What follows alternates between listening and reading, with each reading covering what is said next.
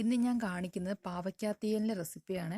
വളരെ രുചികരമായിട്ടുള്ളൊരു കറിയാണിത് കേട്ടോ. വളരെ പെട്ടെന്ന് തന്നെ വെക്കാനും പറ്റും. എല്ലാവർക്കും ഇഷ്ടപ്പെടും. നമുക്ക് ചോറിൻ്റെ കൂട്ടത്തിൽ ഇതുണ്ടെങ്കിൽ വേറൊരു കറി വേണമെന്നും പോലുമില്ല. അത്രയ്ക്ക് നല്ല ടേസ്റ്റി ആയിട്ടുള്ള കറിയാണിത്. അതുപോലെ ഇതെൻ്റെ അമ്മയുടെ സ്പെഷ്യൽ റെസിപ്പിയുമാണ്. അപ്പോൾ നമുക്ക് എന്തൊക്കെയാണ് വേണ്ടതെന്ന് നോക്കാം. പാവയ്ക്ക ചെറിയ കഷ്ണങ്ങളാക്കി അരിഞ്ഞത്, തേങ്ങ ചെറുതായി കൊത്തി അരിഞ്ഞത്, പച്ചമുളക് ഒരു 3-4 എണ്ണം വട്ടത്തിൽ അരിഞ്ഞത്, ചെറിയ കഷ്ണം ഇഞ്ചി ചെറുതായിട്ട് അരിഞ്ഞത്, കുറച്ച് കറിവേപ്പില. ഇത്രയുമാണ് കേട്ടോ ഇതിനാവശ്യമുള്ളത്. പാവയ്ക്ക ഇവിടെ വീട്ടിൽ തന്നെ ഉണ്ടായ പാവയ്ക്കയാണ്. അതുകൊണ്ട് ചെറിയൊരു ചുവപ്പ് നിറം വന്നിട്ടുണ്ട്. എന്നാലും അതുകൊണ്ട് കറി വെച്ചാലും ഒരു ടേസ്റ്റ് കുറവൊന്നും ഉണ്ടാവില്ല.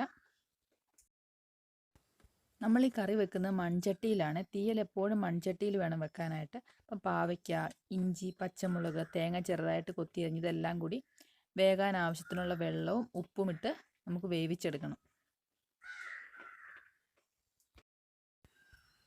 അധികം വെള്ളം വേണ്ട കേട്ടോ. ആവശ്യത്തിന് നികക്ക വെള്ളം ഒഴിച്ചാൽ മതി. പിന്നെ ആവശ്യത്തിന് ഉപ്പും ചേർത്ത് കൊടുത്ത് നന്നായിട്ട് വേവിച്ചെടുക്കണം നമുക്കിതെല്ലാം കൂടി. ഇനി നമുക്ക് തീയലിന് ആവശ്യമായ തേങ്ങ വറുത്തെടുക്കണം. അതിനുവേണ്ടി ഞാൻ 2 കപ്പ് തേങ്ങയാണ് എടുത്തിട്ടുള്ളത്. ഒരു അടി കട്ടിയുള്ള ചീനച്ചട്ടിയിൽ കുറച്ച് ഒരു 2 ടേബിൾ സ്പൂൺ എണ്ണ ഒഴിച്ചതിന് ശേഷം നമ്മൾ എടുത്തു വെച്ചിരിക്കുന്ന തേങ്ങ അതിലേക്ക് ചേർത്ത് കൊടുക്കണം.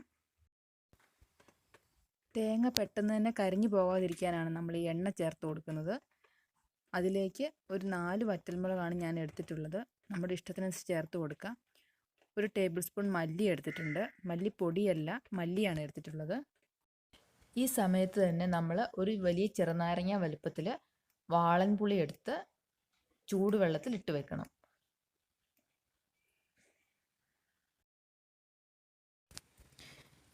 ഇനി നമുക്ക് തേങ്ങയും മല്ലിയും മുളകും എല്ലാം കൂടി നന്നായിട്ട് വറുത്തെടുക്കണം. മുളക് പൊടിയും മല്ലിപ്പൊടിയും ഒക്കെ ചേർക്കുന്നവരാണെങ്കിൽ അത് ഈ സമയത്ത് ചേർത്ത് കൊടുക്കണ്ട. അത് തേങ്ങ വറുത്ത അവസാനം സ്റ്റൗ ഓഫ് ചെയ്തതിന് ശേഷം മാത്രം ചേർത്ത് കൊടുത്താൽ മതി. അല്ലെങ്കിൽ അത് കരിഞ്ഞു പോകാനുള്ള സാധ്യത കൂടുതലാണ്.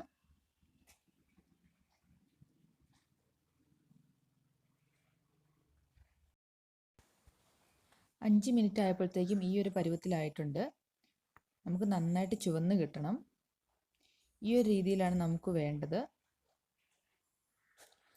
അധികം തീ കൂട്ടി വെച്ച് ചെയ്യരുത്, പെട്ടെന്ന് തന്നെ കരിഞ്ഞു പോവും.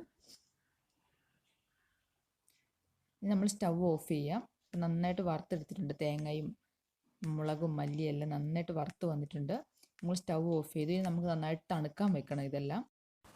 സ്റ്റൗ ഓഫ് ചെയ്താൽ നമ്മൾ കുറച്ച് സമയം ഇതൊന്ന് ഇളക്കി കൊടുക്കണം കേട്ടോ.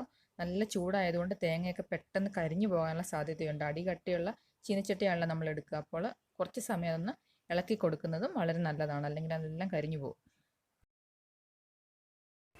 ഈ സമയത്ത് തന്നെ നമ്മൾ വേവിക്കാൻ വെച്ച പാവയ്ക്കായും തേങ്ങാക്കൊത്തും അത് നന്നായി വെന്ത് വന്നിട്ടുണ്ട്. അത് നമുക്ക് സ്റ്റൗ ഓഫ് ചെയ്ത് വെക്കാം.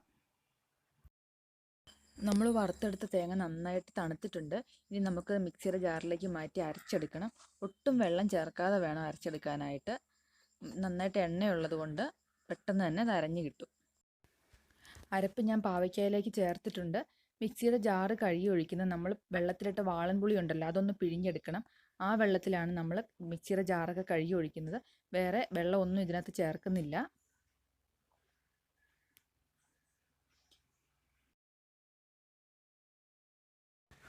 അധികം വെള്ളം പോലെ ആകാനും പാടില്ല, എന്നാൽ അധികം കുറുകിയും പോകാൻ പാടില്ല. അങ്ങനെ ഒരു പരുവത്തിലാണ് ഈ കറി എടുക്കേണ്ടത്.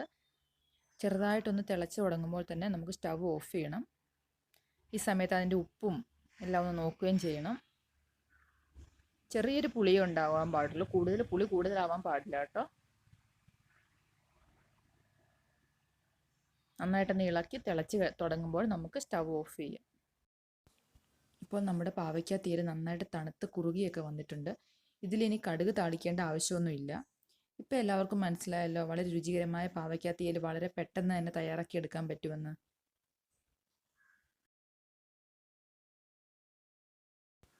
എല്ലാവർക്കും ഈ റെസിപ്പി ഇഷ്ടപ്പെട്ടു എന്ന് ഞാൻ വിചാരിക്കുന്നു. ഇനി മറ്റൊരു റെസിപ്പിയുമായി വീണ്ടും കാണാം.